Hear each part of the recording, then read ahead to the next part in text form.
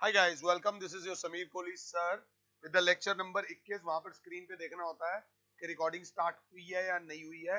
Lecture number 20 में मैंने 7.4 का एग्जांपल नंबर 10 का फर्स्ट पार्ट कराया था। 18 मिनट लगाकर एक क्वेश्चन कराया था।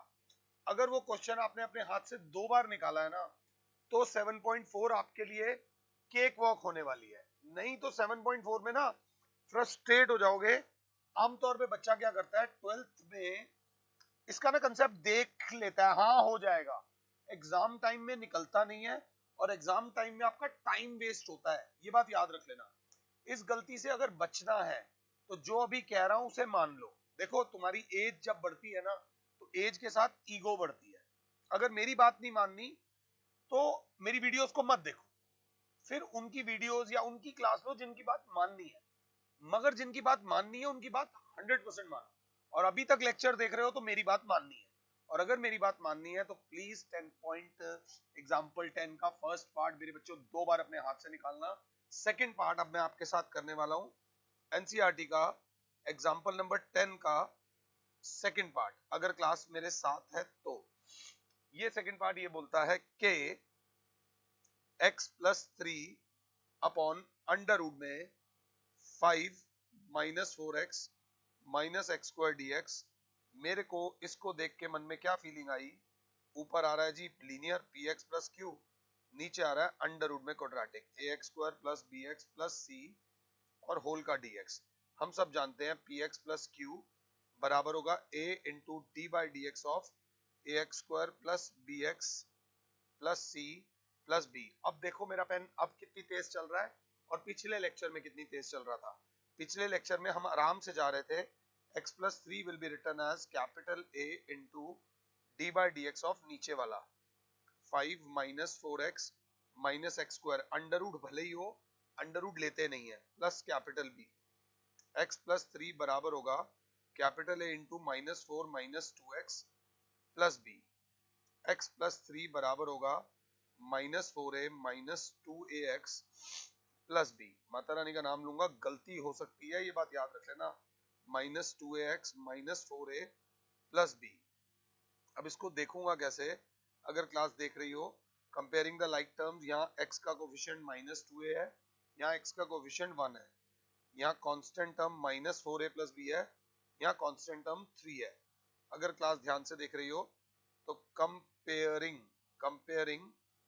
लाइक टर्म्स, तो मेरे प्यारे बच्चों -2a इज इक्वल्स टू 1 और -4a plus b is equals to 3। x के कोफिशिएंट को x के कोफिशिएंट के बराबर रख दिया है और क्या कांस्टेंट को कांस्टेंट के बराबर रख दिया, तो a की वैल्यू आ गई -1/2। मतलब आंसर माइनस में भी आ सकता है। इमीडिएटली a की वैल्यू यहाँ डालूंगा, -4 into -1/2 plus b is equals to 2। 2 1 जा 2 2 जा, minus into minus is 2 plus b। 2 plus b is equals to कितना आ रहा है मेरे बच्चे? मुझसे कोई गलती तो नहीं हो रही? इज इक्वल्स टू आ रहा है 2। 2 नहीं है जी, 3 है यहाँ पर, ये 3 है, हो गई थी ना गलती, जल्दबाजी। 3, तो b की वैल्यू आ जाएगी हमारे पास 3 माइनस 2, b की वैल्यू आ जाएगी मास्टर जी 1। a की वैल्यू है -1/2 और b की वैल्यू है 1। अब थोड़ा कंप्रेस करके इस सारे भाई साहब को क्या लिखने वाला हूं, x+3 is equals to a की वैल्यू आ रही है -1/2 into derivative -4 minus 2x plus b की वैल्यू 1 है। इसको ऐसे लिख दिया, वेरीफाई करने की जरूरत नहीं है। तो x+3 whole upon under root में 5 minus 4x minus x square dx को लिख दूंगा -1/2 into -4 minus 2x whole upon under root में 5 minus 4x minus x square dx plus 1 upon under root में 5 minus 4x minus x square dx। इसको देखने के बाद हल्का सा इसे स्माइल दूंगा, और अगर इस पे पकड़ हुई है तो एक्सप्रेशन आपका स्माइली देना है, नॉर्मल रखना है या सैड फेस रखना है। वो तुम्हारे ऊपर है। आई एम नॉट सेइंग कि जैसे मुझे लगना चाहिए वैसे ही तुम्हें लगना चाहिए, ऐसा कोई रूल नहीं है। तो पहले मैं इस वाले को मान लूंगा I1 और इन भाई साहब को मान लूंगा I2। I1 में फालतू भीड़ लेकर मत चलना, सिर्फ काम के बंदे लेके चलना। I1 is equals to integration of -4 - 2x whole upon under root में 5 - 4x -x² dx। पर्पस ये है कि डिनोमिनेटर को t पुट करो, डिनोमिनेटर का डेरिवेटिव ऊपर है, हमने ऊपर वाले को डिनोमिनेटर के डेरिवेटिव की फॉर्म में रिप्रेजेंट कर दिया है। वो पापा जी मेहनत बहुत करी थी, पापा जी क्लास में मेरा 6th रैंक आया है, पता चले क्लास में बच्चे ही 7 हैं, क्लास में बच्चे ही 7 हैं, बट पापा मेरा 6th आया है। आप अपने आप को प्रेजेंट कर रहे हो, you are presenting yourself in such a way कि अपने आप को बचाना चाह रहे हो। तो यहाँ पे put 5 - 4x -x² equals to t, differentiating both sides with respect to x, what I get -4 - 2x is equals to dt by dx। चाल ही यही है कि -4 - 2x आए, -4 - 2x, माइनस भी कॉमन मत लो, dx बराबर dt। आराम से हाइलाइटर कर सकता हूँ, पंगे ले सकता हूँ। -4 - 2x dx -4 - 2x dx is equals to dt। तो अगर क्लास ध्यान से देख रही हो तो I1 ही बराबर हो जाएगा dt upon under root t, क्योंकि इस भाई साहब को तो क्या लिया था t। I1 बराबर हो जाएगा dt अपॉन t की पावर 1/2। I1 बराबर हो जाएगा t की पावर -1/2 dt। I1 बराबर हो जाएगा t की पावर -1/2 + 1 अपॉन -1/2 + 1 प्लस C1, क्योंकि I1 है। मेरी कोशिश रहती है कि एक ही फ्रेम में करा सकूं, ताकि बच्चे को स्क्रीनशॉट लेना हो, स्क्रीनशॉट लेके प्रिंट आउट निकालना हो, पता नहीं क्या क्या करना हो, तो फायदा ही हो। तो I1 बराबर हो गया मेरे बच्चे कितना, ये -1/2 + 1/2 होगा, t की पावर 1/2 अपॉन 1/2 प्लस C1। तो I1 बराबर होगा 2 t की पावर 1/2 प्लस C1। I1 बराबर हो जाएगा 2 √t प्लस C1। I1, अब मैं आ रहा हूँ बीच में, ये आंसर आ रहा है, इसको मैं ऊपर लेके जा रहा हूँ। I1 बराबर हो जाएगा 2 अंडर रूट में जो t है, वो जो t है वो हमारा ये है 5 - 4x -x² प्लस C1। ये तो अभी I1 आया है, जिसकी वैल्यू हमने यहाँ पर डालनी है, वो बाद में डाल देंगे। आराम से मुझे पॉज कर लो और पहले I1 का आंसर निकाल लो। This is the solution of I1। मैं एक बार चेक भी कर लूं, कहीं जल्दबाजी में मैं ही तो गलत तो नहीं जा रहा। My I1 is I1 is absolutely correct, बिल्कुल सही है। I1 में कोई कमी नहीं है हमारे, 2 √t। अब आ जाओ I2 पे। I2 भी कोई आसान वाला नहीं है, कंप्लीटिंग द स्क्वायर वाला तगड़े वाला लगेगा। Now we are moving on to I2। I2 जो है मेरे बच्चे, I2 बराबर है, I2 इज 1 अपॉन, सिर्फ सिंपल सा है, 1 अपॉन अंडर रूट में 5 - 4x -x² dx। 5 - 4x -x² है, 5 कॉमन, 5 बाहर रखो, माइनस कॉमन ले लो इनमें से, 4x प्लस x², ऐसे लिख दो कूल होकर। 5 माइनस a² x² को पहले लिख दिया, plus 2 into a into b, b 2 है, यहाँ पर 2 का स्क्वायर ऐड करा।